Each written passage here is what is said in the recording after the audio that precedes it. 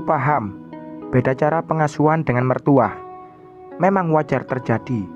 Maklum, kami memang beda generasi. Namun yang dilakukan oleh ibu mertua ke anakku udah nggak bisa ditoleransi. Kami dan mertua tinggal satu rumah.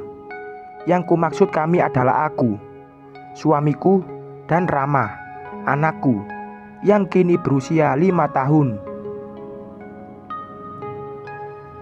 Sejak Rama lahir hingga kini, ibu mertua juga turut serta dalam pengasuhan anakku. Suatu hal yang gak bisa ku hindari, karena kami satu atap. Sayangnya, ibu mertua adalah tipe ibu yang keras. Sesuai dengan cerita suamiku, dulu saat kecil, suamiku sering dipukul gagang sapu, dijewer sampai telinganya merah, dicubit sampai bengkak, dan lain-lain. Gak heran, kini suamiku tumbuh jadi lelaki yang kaku. Aku gak mau Rama besar dengan didikan seperti itu. Ibu mertua memang sudah gak sekeras dulu karena keterbatasan usia dan tenaga. Tapi tetap saja kekerasan verbal dan fisik masih ditunjukkan ke anakku. Ibu mertuaku suka mengancam Rama agar bisa menurut. Misalnya, anakku main terlalu lama di rumah tetangga. Pasti ibu mertua marah-marah. Dia lalu mengancam akan membuang Rama biar jadi anak tetangga. Rumah bakal dikunci biar Rama gak bisa balik ke rumah. Ancaman yang kejam buat anak umur 5 tahun. Gak cuma sampai di situ.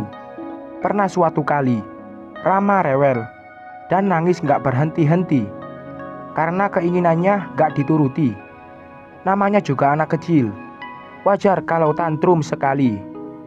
Tapi ibu mertua gak mau mengerti. Rama, jangan nangis terus, sakit telinga oma dengernya. Oma lagi tidur siang, jadi kebangun gara-gara kamu. Kalau masih nangis terus, oma kasih cabe lo ya, ancam ibu mertua. Saat itu aku sedang buang air besar, jadi hanya bisa dengar suara mertuaku dan tangisan Rama dari kamar mandi. Aku pikir itu hanya ancaman biasa, seperti sebelum-sebelumnya. Tapi ternyata enggak.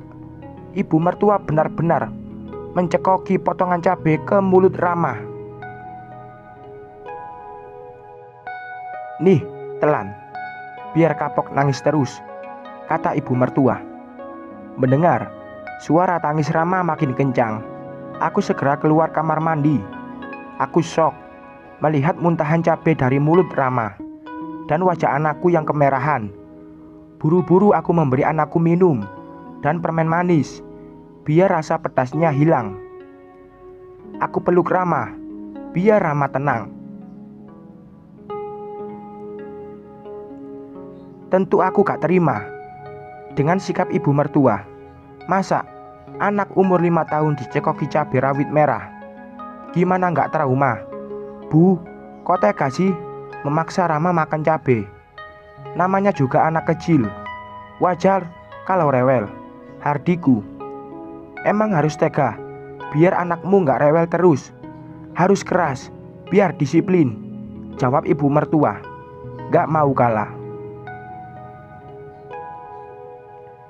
Ibu, terserah ya, kalau mau keras ke anak-anak ibu dulu, tapi jangan ke anakku.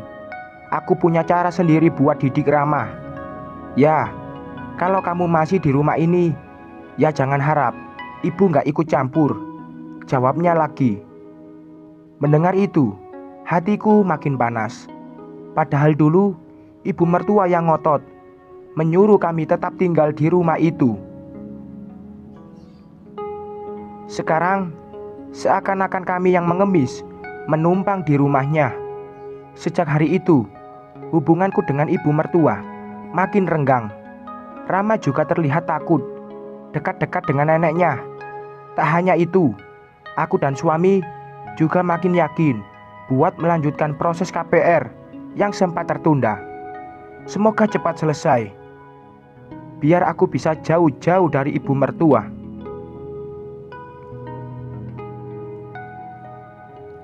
Sekian.